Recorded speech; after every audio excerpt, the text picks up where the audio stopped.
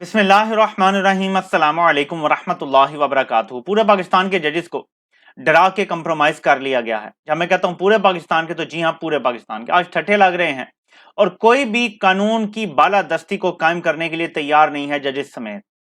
اس کی شروعات ناظرین ہوئی تھی جب ایک نوٹوریس ملاقات ہوئی تھی چیف جسٹس کے چیمبر میں۔ 3 لوگ وہاں گئے تھے، 2 طاقتور ترین اور ایک سابق طاقتور ترین بندے کی ملاقات ہوئی تھی چیف جسٹس کے چیمبر میں۔ اس سے پہلے کہ آپ واقعات کا تسلسل دیکھیں، پورا ملک الیکشن کی طرف جا رہا تھا، پی ڈی ایم کی چیخیں نکل رہی تھیں، لندن سے نواز شریف کے بیانات جاری ہو رہے تھے، لاڈلے کو جتانے لگے ہیں، لاڈلے کے ہاتھ میں پنجاب دینے لگے ہیں۔ پھر ایک دم بازی پلٹ گئی، کچھ آڈیوز ہوں گی، ویڈیوز ہوں گی، تھریٹ ہوگی، جس طرح بھی ہے لوگوں کی ماؤں بہنوں بیٹیوں بیویوں سب کو تھریٹ کیا جا رہا ہے، کچھ ایسا ہی ہوا ہوگا۔ لیکن تب سے لے کے آگے ساری صورتحال بدل گئی، ایک دم الیکشن بیک برنر پہ چلا گیا۔ تو آج ناظرین صورتحال یہ ہے کہ ملک کا چیف جسٹس الیکشن کمیشن کے وکیل سے کہتا ہے کہ کب الیکشن کمیشن الیکشن کی طرف جائے گا، جمہوریت کو خطرہ ہے، وہ دوسرے قوتیں آ جاتی ہیں، کب عدالت کب تک تحمل کا مظاہرہ کرے گی؟ 14 مئی کا حکم برقرار ہے۔ بھائی 14 مئی گزرے ہوئے بھی، بھائی اتنا ٹائم گزر گیا، اب تو 12-15 دن اوپر ہو گئے ہیں، وہ کہہ رہے ہیں ابھی تک 14 مئی کا حکم برقرار ہے، اور الیکشن کمیشن کی منت سماجت کی جا رہی ہے۔ کہا جا رہا ہے حالات ٹھیک ہوں گے تو تب ہی علادہ الیکشن ہو سکتے تھے، ابھی تو کوئی پتہ نہیں، ہم ہوا میں تیر چلا رہے ہیں۔ آپ ہوا میں تیر نہیں چلا رہے تھے، آپ کو آرڈر دینا چاہیے تھا۔ سپریم کورٹ کے آرڈر کی بڑی ویلیو ہوتی ہے، انٹرنیشنل لیول تک یہ بات جاتی ہے۔ آپ آرڈر کرتے تو صحیح ایک دفعہ، آپ فائنل آرڈر دیتے تو صحیح ایک دفعہ، لیکن نہیں آیا، منت سماجت چل رہی ہے۔ ہائی کورٹس میں کیا ہو رہا ہے، جو بندہ اپنی بیل کے لیے جاتا ہے اسے کہا جاتا ہے مذاق اڑایا جا رہا ہے، یہ اب لوگوں کا مذاق اڑایا جا رہا ہے، میسج دیا جا رہا ہے کہ سابق M N As, M P As, وزراء، وزیر اعظم، وزرائے اعلیٰ جو ہیں وہ بھی اگر عدالتوں میں آئیں گے تو ہم انہیں کہیں گے جی جو آپ سے کہہ رہے ہیں پریس کانفرنس وہ کر دیں تو زیادہ بہتر ہے، یہاں آنے کی کیا ضرورت ہے۔ یہ کہا جا رہا ہے عدلیہ میں اب لٹرلی، اور اس پہ ٹھٹے مارے جا رہے ہیں۔ تو پوری عدلیہ کو کنٹرول کر لیا گیا۔ اس سارے سیناریو میں اگر آپ سمجھیں تو مجھ سمیت اور عمران خان سمیت ہم نے عدلیہ کو کچھ اوور ایسٹیمیٹ کیا تھا کہ یہ شاید سٹینڈ لیں گے فائنلی، کیونکہ یہ 2023 کا زمانہ ہے، شاید ان میں تپڑ پیدا ہوگی، شاید یہ کھڑے ہو جائیں گے، لیکن اب تک انہوں نے شدید مایوس کیا ہے، بلکہ ساتھ دیا ہے ان قوتوں کا جو جمہوریت کے خلاف ہیں، جو جمہوریت کی نفی کر رہی ہیں۔ اب اس صورتحال میں فارورڈ وے کیا ہے ناظرین؟ میں آپ کو جب سے رجیم چینج آپریشن ہوا شروع سے ایک بات کرتا چلا آیا ہوں، میں نے تب بھی یہ بات کی تھی، میں نے پھر دوبارہ بھی یہ بات کی، میں بار بار کرتا تھا کہ قبر ایک ہے، بندے 2 ہیں۔ اس وقت بغلول تھا، اب آپ موجودہ بندے کو دیکھ لیں، اتنی ہی سنگین صورتحال تھی، لیکن تب لوگ کہتے تھے آپ ایگزیجریٹ کر رہے ہیں، اتنا حد سے کیوں بڑھ رہے ہیں۔ پھر میں نے آپ کو 2 مختلف ویڈیوز میں صورتحال سمجھائی تھی، ایک کہ اسکرپٹ بھٹو والا ہے کہ عمران خان کو کسی بھی ایسے مقدمے میں، کسی جعلی مقدمے میں، کسی کینگرو کورٹ سے سزا دلوانا چاہتے ہیں، نشان عبرت بنانا چاہتے ہیں، جو بھٹو کے ساتھ کیا تھا۔ سبق انہوں نے یہ سیکھا ہے کہ بھٹو زرداریوں اور شریفوں کے ساتھ اب یہ نہیں کرنا، کیونکہ وہ ان کے خاندان پیچھے ہیں اور وہ سیاست کرتے ہیں، ٹھیک ہے۔ عمران خان نے اپنے خاندان کو سیاست میں نہیں ڈالا، اپنے بچوں کو نہیں ڈالا، اپنی بہنوں کو اس طرح نہیں ڈالا کہ ان کو پارٹی دے دی ہو، اپنی بیوی کو نہیں لایا آگے سیاست میں۔ اس کا مطلب ہے کہ ان کو یہ لگتا ہے کہ عمران خان کو ہم جب سائیڈ پہ کر دیں گے، جیل میں ڈال دیں گے، سزا دے دیں گے، تو پیچھے عمران خان کے نام پہ کوئی کھڑا ہونے والا نہیں ہوگا، اس نظریے پہ کھڑا ہونے والا کوئی نہیں ہوگا، اس ووٹ بینک کو کیپچر رکھنے والا کوئی نہیں ہوگا، لوگوں میں ایجیٹیشن قائم رکھنے والا کوئی نہیں ہوگا، تو ہم کسی بھی زید بکر کے ذریعے آگے معاملات چلا لیں گے، اور یہ ہے ان کا پلان۔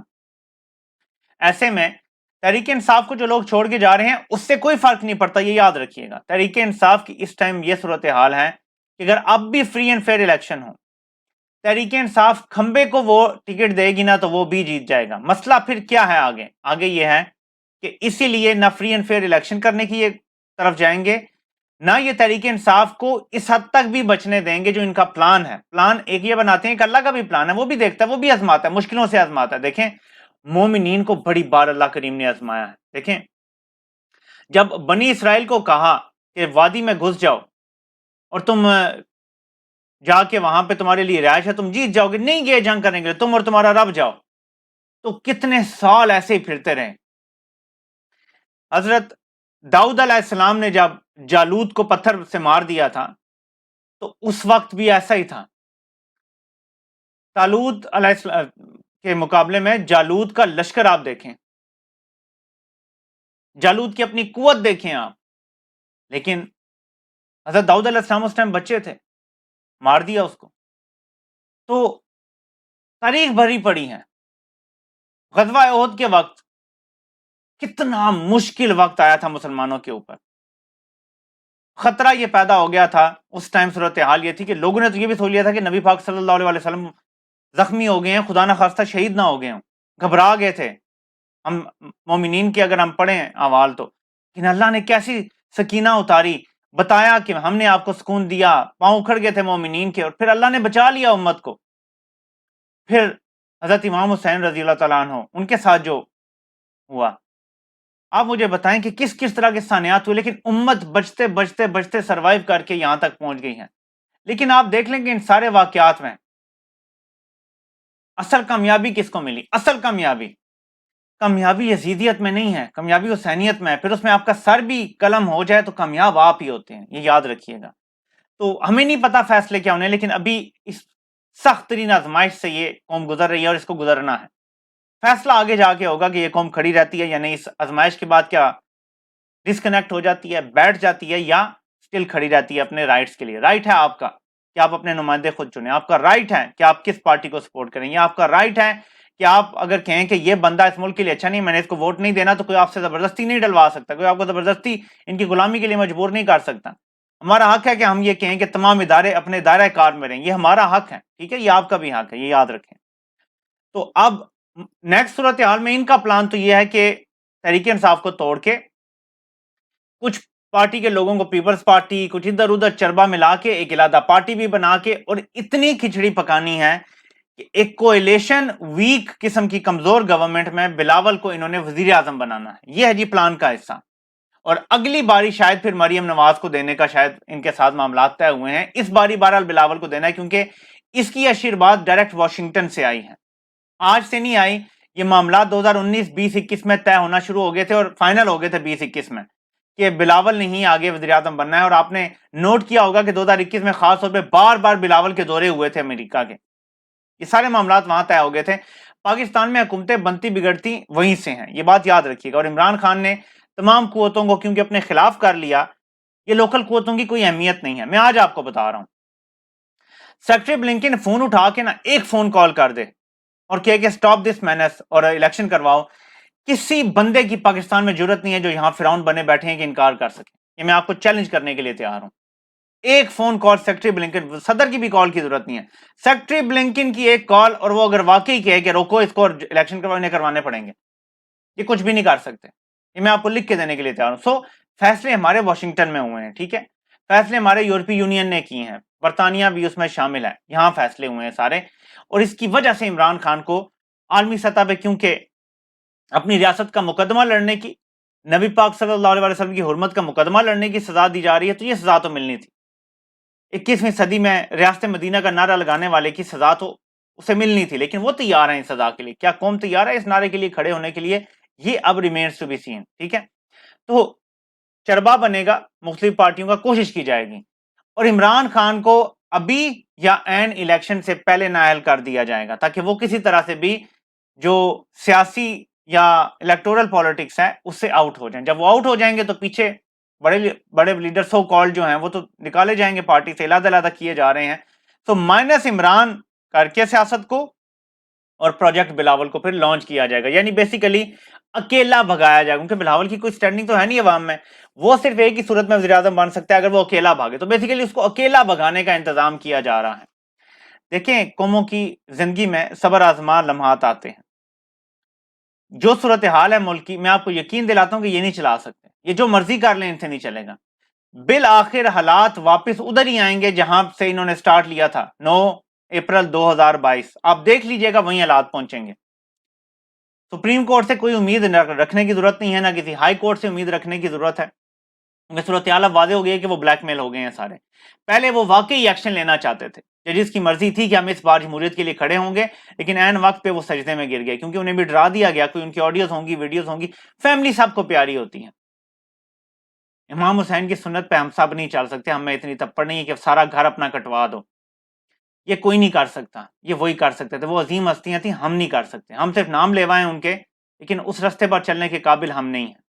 تو اس لیے مشکلیں ہم سب کی زندگی میں آتی ہیں، اور لوگ ظاہر ہے کہ کچھ گھبرا کے پیچھے ہٹ جائیں گے، کچھ ملک چھوڑ جائیں گے، بلکہ میں آپ کو بتا رہا ہوں کہ میں پچھلی ویڈیو میں بھی بتا چکا ہوں، ملک کی کریم ملک چھوڑ کے چلی جائے گی، ڈاکٹرز، انجینئرز اور اس طرح کے جتنے بھی لوگ پڑھے لکھے ہیں جو جا سکتے ہیں، جو مغرب کے مختلف پوائنٹ بیس سسٹم پہ کوالیفائی کرتے ہیں، میں آپ کو یقین دلاتا ہوں کہ ملینز میں لوگ اب باہر چلے جائیں گے ملک سے۔ پاکستان ایک ایسی سرزمین بن جائے گی جہاں پہ آپ کو ڈھونڈنے سے بھی ٹیلنٹڈ بندہ نہیں ملے گا، صرف کروکس ملیں گے، کرپٹ لوگ ملیں گے، کرمنلز ملیں گے آپ کو۔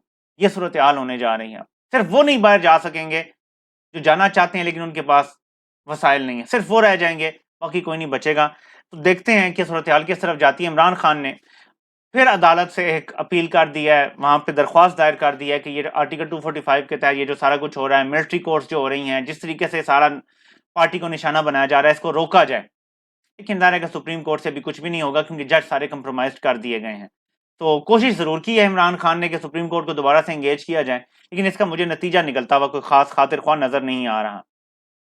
مائنس عمران ہی واحد اب ان کا رہ گیا ہے کام، کیونکہ باقی سارا یہ کر چکے ہیں، اور انہوں نے آج ایک وکٹری کے لیے ایک وہ کیا بھی ہے فنکشن بھی، جس میں اپنی وکٹری اناؤنس بھی کیا کہ دیکھیں جی ہم نے اپنے لوگوں کو فتح کر لیا۔ اب اپنے لوگوں کو کبھی فتح نہیں کر سکتی، یہ ان کی غلط فہمی ہے۔